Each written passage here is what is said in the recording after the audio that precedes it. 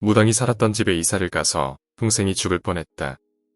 오래전에 중학생이었던 나와 동생이 실제로 겪었었던 이야기이다.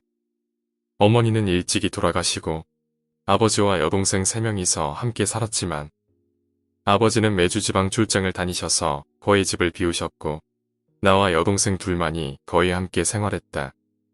당시 우리 세 가족은 부천의 한 주상복합주택으로 이사를 가게 되었다. 많이 허름했지만 매우 싼 가격에 매물을 구했다고 아빠도 좋아하셨고 주변에 놀 곳도 많고 바로 앞에 학교가 있어서 나도 매우 기뻤다. 그런데 이사를 간 당일 옆집 아주머니가 우리 아빠에게 오셔서 혹시 이 집에 대한 이야기 못 들으셨어요? 이 집은 원래 무당이 살던 집인데 대문 앞에 큰 부적도 붙여놓고 집안에 큰 신당도 모셔놨던 집이에요. 집에 귀신이 붙어 있을 수도 있으니 조심하세요. 라고 말씀하셨다. 하지만 아빠는 아주머니께 우리 집은 그런 귀신이나 미신 따위 믿지 않으니 괜찮습니다 라고 말씀하셨고 대수롭지 않게 생각했다. 아버지는 이사를 마치자마자 일 때문에 바로 지방에 내려가셨고 동생과 나는 다시 단둘이 있게 되었다. 낮에 아주머니께 깨름직한 말도 들어서 살짝 무서웠지만 대수롭지 않게 생각했다. 새로운 집에서의 두근거림과 설렘만을 가지고 첫날 밤 잠자리에 들게 되었다. 그리고 바로 그날 밤부터 시작되었다. 뒤에서 들리는 이명소리에 잠에서 깼다. 잠에서 깬 순간 이명이 더 커졌고 눈을 번쩍 떴으나 몸이 움직이지 않았다. 당시 첫 가위를 눌렸던 나는 상황도 모른 채 눈만 껌뻑이며 전혀 움직이지 못하였다. 그리고 그때 좁은 방문을 비집고 무언가 들어오려는 게 보였다. 엄청나게 큰 검은 공이 내 방문을 비집고 들어오고 있었고 나는 너무 놀라 눈을 감으려 했으나 눈이 감아지지 않았다. 그렇게 그 검은 공은 내 방에 들어와 내 몸을 짓눌렀고 나는 엄청난 공포 속에서 밤을 새야 했다. 새벽을 겨우 버텨 동이 틀 때야 겨우 가위에서 풀려났고 나는 너무 큰 공포에서 깨어나오지 못하고 하루 종일 멍한 상태로 있었다. 동생에게도 이야기했지만 동생은 아무 일 없이 잘 자고 일어난 상태였고 나는 어제 괜히 아주머니에게 이상한 말을 들어 무서워서 헛공을 꾼 거라고 생각하고 잊으려 했었다. 그리고 이튿날 밤 어제보다 더 강한 이명을 느끼며 나는 똑같이 눈을 번쩍 떴다. 하지만 이번엔 무언가 달랐다. 어떤 아이가 바닥을 기고 있는 것이 보였다. 아이는 의자를 짚고 책상에 기어 올라갔다. 그 다음 장롱을 타고 올라갔다. 그리고 툭 하고 떨어졌다. 둔탁한 것이 으깨지는 소리와 함께 아이가 다시 의자를 짚고 책상에 기어 올라가는 것이 보였다. 아이의 머리는 깨져 피가 난자한 상태였다. 그러나 아이는 멈추지 않고 올라가고 떨어지고를 미친 듯이 반복했다. 나는 너무 무서워 눈물이 나오고 소리를 지르고 싶었지만 목은 무언가에 꽉 막힌 채 목소리가 나오지 않았다. 얼마나 힘을 주었을까? 억지로 힘을 줘 목이 다 쉰 채로 소리를 낼 수 있게 되었다. 그때 그 아기가 내 쪽으로 고개를 돌려 나를 쳐다봤다. 머리는 다 터져 뇌가 보였고 뇌수와 피로 범벅이 되어 있었다. 한쪽 눈은 반쯤 흘러내려 있었다. 그리고 아이는 자신의 검지를 입에 갖다 대고는 쉿이라며 얼굴을 일그러뜨렸다. 나는 소리를 지르며 잠에서 깨었다. 깨었을 때는 아직 새벽이었고 눈물로 범벅된 채로 깨어 미친 듯이 심호흡을 했다.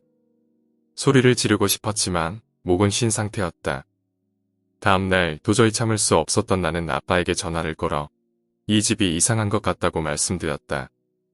아주머니가 했던 얘기가 괜한 얘기가 아니었던 것 같다라고 말했지만 아빠는 아주머니께 괜한 얘기를 들어서 신경이 곤두 서 있는 것 같다며 나를 달래주셨고 하루만 있으면 집에 돌아가니 기다리고 있으라고 하셨다.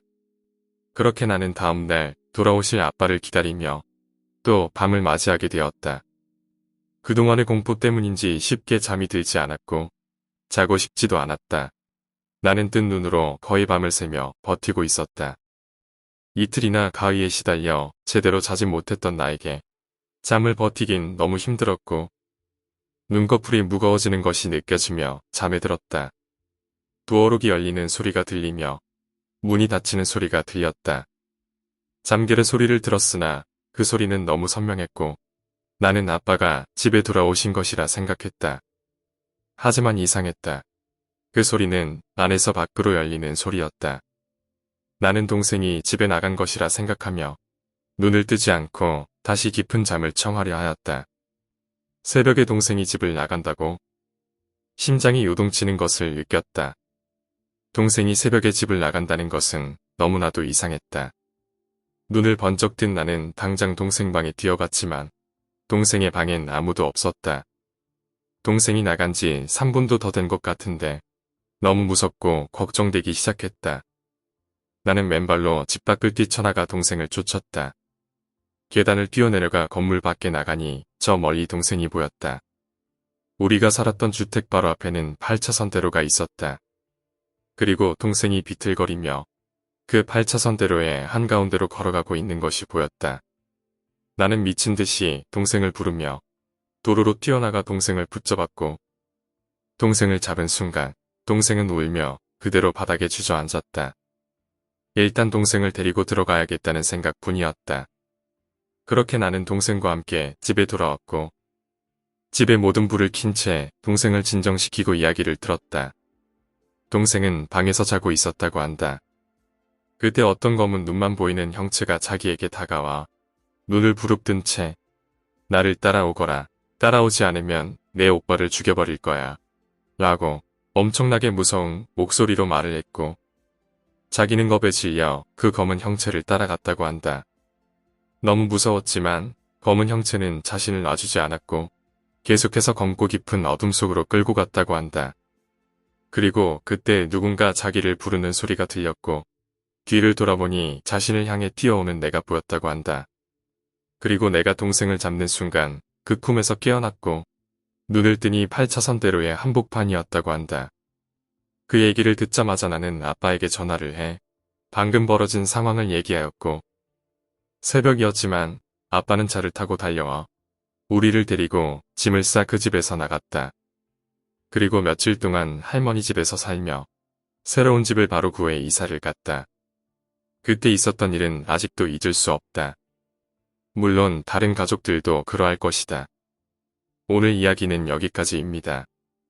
오늘 이야기가 재미있으셨다면 구독과 좋아요, 댓글 부탁드립니다. 댓글은 저에게 큰 힘이 됩니다. 감사합니다.